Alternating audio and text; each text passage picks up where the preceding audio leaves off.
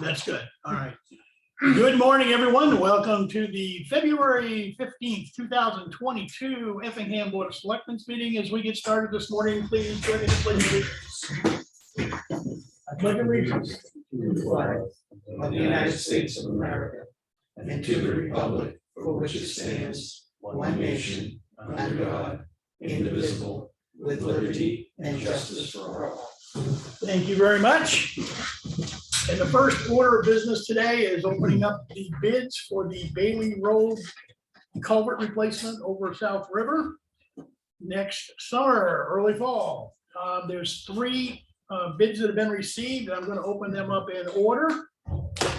We'll read the amount of the bid, and no decision will be made today, as HEB engineers, our engineer for this program, will be taking these copies of these back to their office to do an evaluation on them, and we'll be looking at that in a later date. The bid for Dawson's Excavation and Utility Services is $447,622.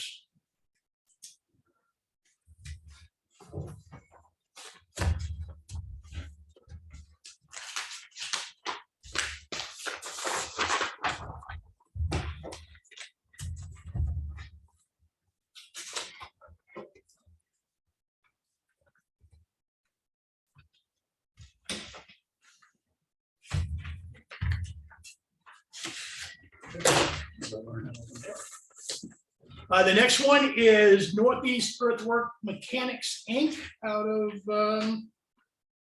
Pittsfield, New Hampshire.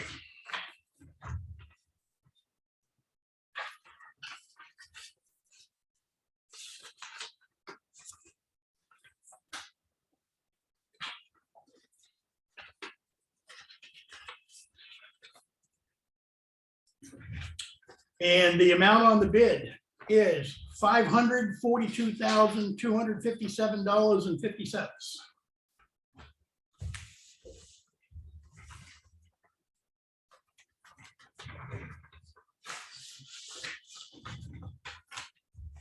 And the last one is W.P. Davis out of Hampton, New Hampshire.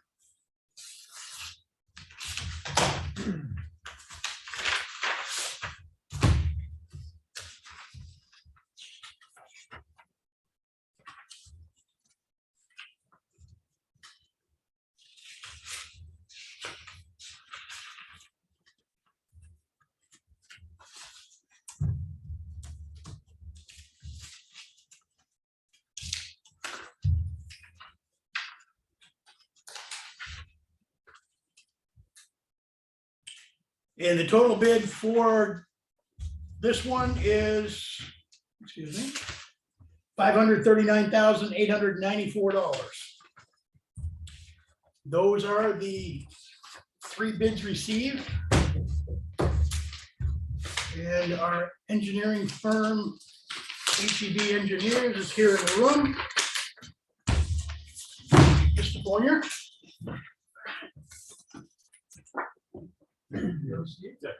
There, yep. Is there anybody in there that Robert help him do those, or? Probably. Okay.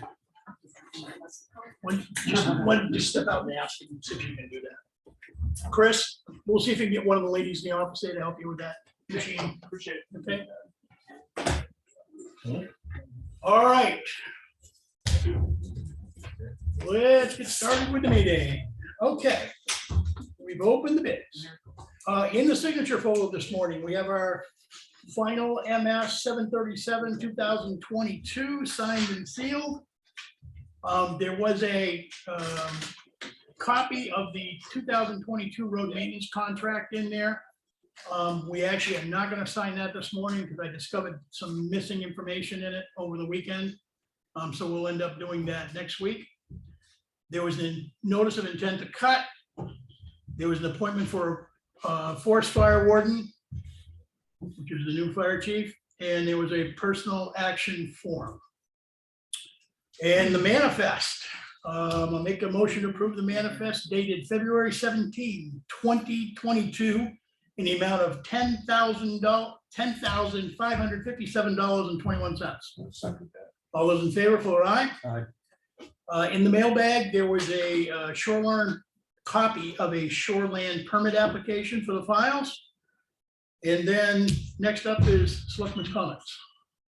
I got a hold of the company there that we ordered the plastic barrels for the transfer station of oil. Way back when.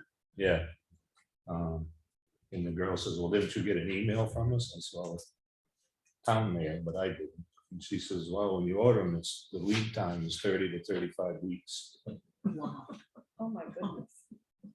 So I called Audrey and I said, maybe you can reach out to Clean Harbors or somebody and see if we can't get them somewhere else. Much sooner. Yeah, I mean, we're looking at August. But anyway.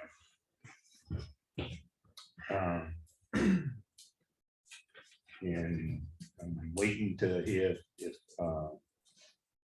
Darlene heard anything back from Waste Management to do the year-end report for DES and the transfer station.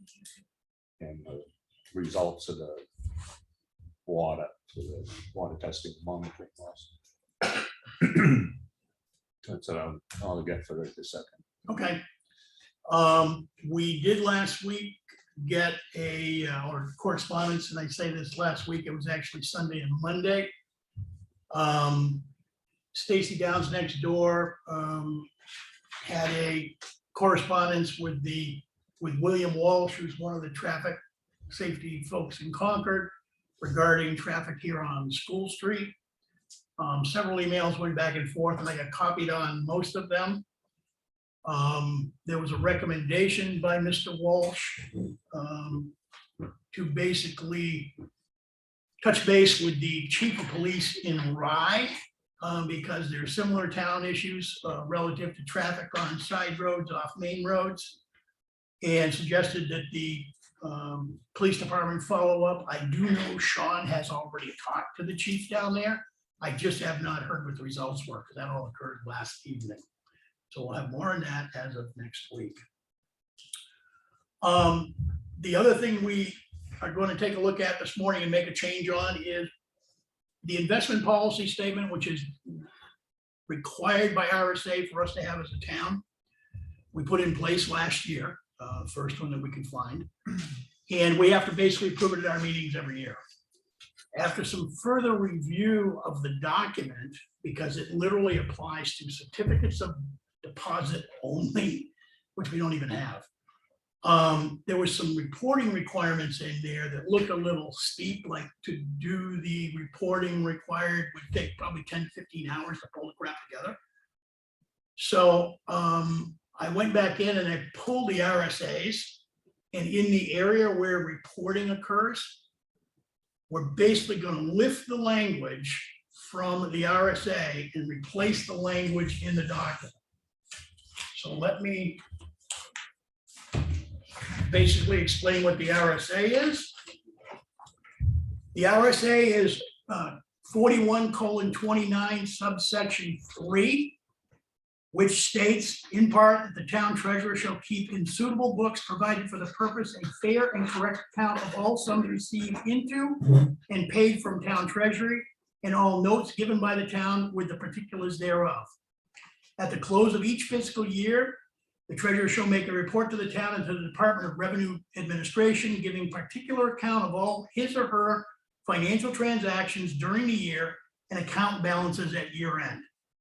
The treasurer shall furnish to the selectmen statements from the treasurer's books and submit the books and vouchers to them and to the town auditors for examination whenever so requested. And this replaces it, as I said, a much more onerous process spelled out, which didn't basically meet the full RSA. I'll make a motion to amend the investment policy statement. 1 second. All those in favor? Aye. All right. What was the number of that RSA? I I'm apologize. going to give you the document. Oh, there you go. I'll put it right in the folders here. Thank you. It's actually 41:29 subsection 3 is what I was looking at with reporting. And just so in the event that you might need it, I actually printed the RSA on it, Thank you. so I will include that with that.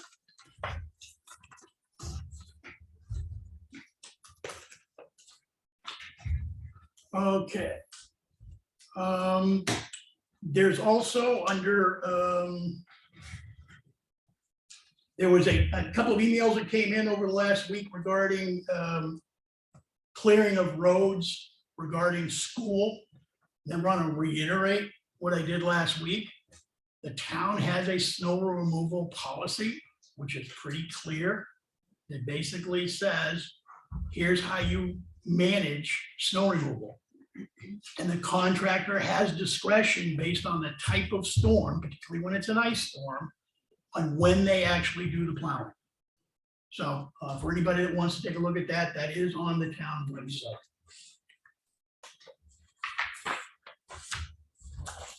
Done that one, done that one, done that one. Good. All right. Under announcements, New Hampshire Homeschooling Coalition and 68 hours of hunger discussion at the library on February 17th, 2022 at 3 p.m. The library received a grant last year to help support families that do homeschooling. The current beginning of that process is they're going to have 3 meetings. This is the second of 3, where anybody that does homeschooling can come into the library and meet as a group. And it's really talking about what are you doing and what are your needs and sharing information. And on the tail end of that, they'll try and come up with some support structure to help these people. We actually had the first time around somebody from Jackson show up, somebody from Madison show up. All the local libraries are advertising it because we're the only ones that went after the grant and we got it. So again, that meeting for Homeschooling Coalition, 68 hours of hunger discussion at the library, February 17th, 2022 at 3 p.m. Additional announcements. Candidates Night will be held at the town office, February 23, 2022 at 5:30 p.m. Do we know whether we're going to follow the same procedure as last year? It's only contested cases or contested positions? Contested races. Okay, so only contested positions will be speaking that night. Also be available on Zoom. Yes, it'll also be available on Zoom, so please, thank you, Lenny. Please dial in and watch the candidates, and it'll be recorded. So if somebody wants to look at it after the meeting, it'll be available. Town offices will be closed on Monday, February 21st, 2022, in observance of President's Day, which means we will move the selectmen's meeting for that week to Wednesday rather than Tuesday. Okay, public comment. Do we have anybody online? Okay. Anybody in the room? I'll take it, Chuck. Mr. Kahan. I know maybe probably around 2 months ago, I might have mentioned to you that I had a line previously on some grant funding. And so I knew about this. I found something about 3 months ago for an infrastructure grant. And it was the USDA again. And NRRA, was it Northeast Recovery Resources that we do business with? They have that on their website. And it's up to $50,000, and the towns have to put a matching grant in it. Originally, I saw some language that said that they were going to streamline the paperwork, because the last time I got into one of these with Snow Road Bridge, it was insane. I wouldn't do it for 50 grand. So if they streamline the paperwork, this is worth going after. The way they have it worded, it doesn't really meet what I had discerned a few years ago the needs are for the pads and the walls, stem walls, roofing system, all like that. So I called up John Muse. He's the area director. Previously, I worked with his boss, but I hadn't worked with John before. And on NRRA's website, they listed 5 or 6 towns that have taken advantage of USDA grants, and Effingham Snow Bridge was at the top of this listing. So when I called him up, he was very welcoming to speak with me. And with that, I explained what the goal was that I foresaw for this whole program and why it would benefit snow removal, stormwater, the weights that get contained in our dumpsters that we pay for, and the potential, which is getting widely discussed now, as I've said before, shipping of this material is going to start going far away, because I think they're projecting 10 years down a turnkey now. 2018, 66% of the trash that came into the state or that went into a landfill was from Massachusetts. They've been closing down facilities, so I have no idea what the ratio is now, but it's going up. So options are really closing in. The shed that's up by the waste oil, that little waste oil roof is supposedly, the original plan was to go away, take that rotted out shed down, replace that with a bigger shed. The guys that work there, they don't have like a little meeting room or a place to eat or anything, so you could incorporate some stuff. So I explained all this to John, how the roofing system would work and the benefits for shipping and weight and all like that, and retaining walls, blah, blah, blah. And electrical upgrades as well, because I know that's been a discussion. So it would also increase the upper level work area, because I had originally planned to bump that wall out so the dumpsters are more in line, because one of them, the trucks hit the wall in front of it, the mirror. So he really liked the idea that what we like to do here is put a plan together, put it on paper, put it out to bid, like these guys were just here, and then bring it to town meeting with the funding. And our special revenue fund would be the offsetting matching money that we established a few years ago. So with that, if we had an investment of $41,000 out of special revenue, which we have more than that in there now, we could get $50,000, because we're still listed as a 55% match for the federal government. So John said he liked the way I laid it out, what we were looking to do, so he would fund that. They would fund that. They might do something different, because you guys might have other plans that are, align with what I had. I know that the pads, I had brought in people from the operations manager from Waste Management. So those pads that would go under the dumpsters, they really are supposed to accommodate the truck. So the dumpster might run about 26 feet, but the truck needs to come in and be on a level ground with it. So there's that, and they wanted to put guides in. So when you pour the concrete, you put these guides in so the dumpster doesn't, bang into walls, and that's the way Waste Management would like to see it done. I'd also brought in a gal, she's retired now, who was really the person at NRRA who would go out and do a review of facilities. So what I was looking at initially was reviewed by this person, and the plan seemed pretty solid to her at the time. So like I said, I brought some people on site in the past. I have this, a design plan that I'm willing to discuss with you guys, and if that seems like something we would do, I know that the USDA would fund it. So Mike, from a standpoint of going after grants with the written applications, the stuff I've been working on with the library, everything I'm dealing with the state has to have either an engineering plan or an assessment report or something like that. Does this also cover creating that report, or do we have to pay to create the report before we can make the application?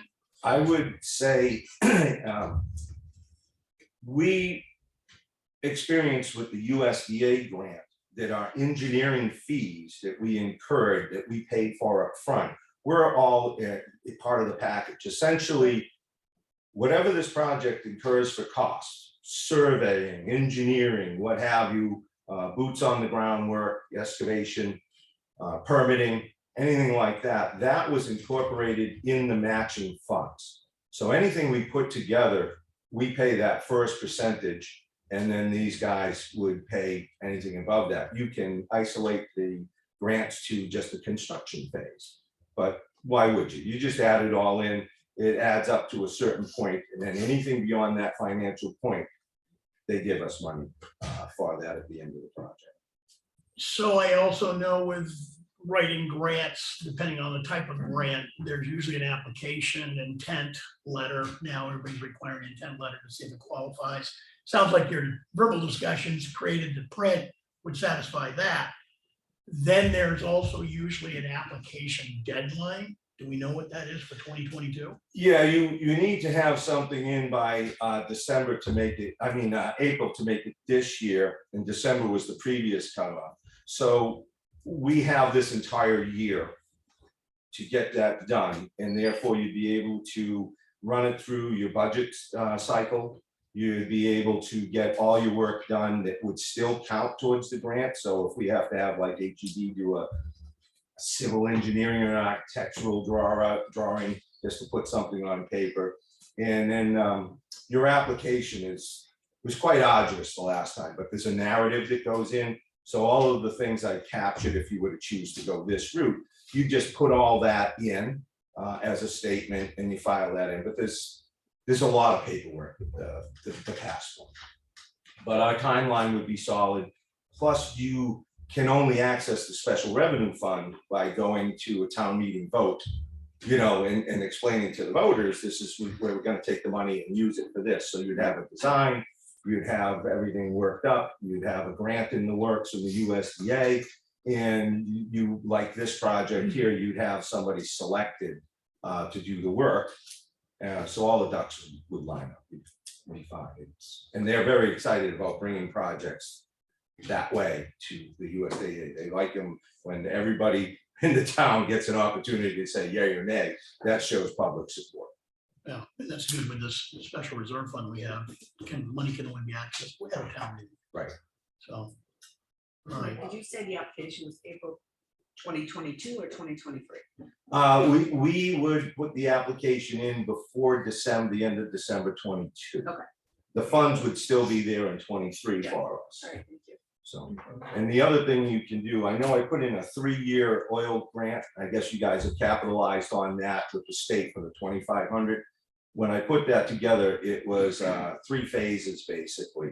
So you refile the paperwork, you put a couple more receipts in for what you got, and you got that done. The third stage was outlined in my initial report to our state, was the roofing system included. So we would still be able to go for that 2,500. That's an annual. So, when you're taking off the roof and doing other things, there's money there to offset that. Because that oil collection would still be intact. So we didn't get the barrels last year, we get the barrels this year, that would actually. Right. Yeah, exactly. Those sleeves, quite honestly, if you had got those 2 sleeves and the 4 barrels, we could have been in business at any point in time last year. So if that's your holdup, yeah, definitely get those, and that receipt can be, applied moving forward. Yeah, your Clean Harbors thought is probably worth definitely checking out. So Yeah. we get something sooner. 35 weeks on the barrel. Order them today, at least you got the receipt. They were ordered in December. Is that right? Plastic? Okay. Yeah. Well, so I did have a question that I saw on, and I came in for to make sure that the road contract was being addressed. I see it is in the today's agenda. But we did not sign it today, Mike, because over the weekend, when I was reviewing it, I discovered that the scope of work was basically missing as it had been in previous contracts. So I'm working on that this week and we will sign it next week. Okay. The I've scope already, of, I've already talked to Ron. Yeah, like there was a scope in there that talked about gravel roads, picking up dead animals, a whole bunch of stuff. right, None of that's in the document right now. So I need to go in and add a couple of those pages into the scope. it previously was there. Yep. it Right. was. So, yeah, if there's any way you can sign this thing. I've already have talked to agreement Ron. With Ron to do I've it. already talked to Ron. He knows next week what we're doing. Well, here's my point. The liability right now for Ron to work in the town, like if we had an ice storm, that contract is what takes care of the blow downs and all of that. The road maintenance contract, not operating in our town without that puts him at a serious liability risk. The town has a liability now as you drive around town, there's huge potholes, deep ones on like Champion Hill, Pine River, probably Elm and other places.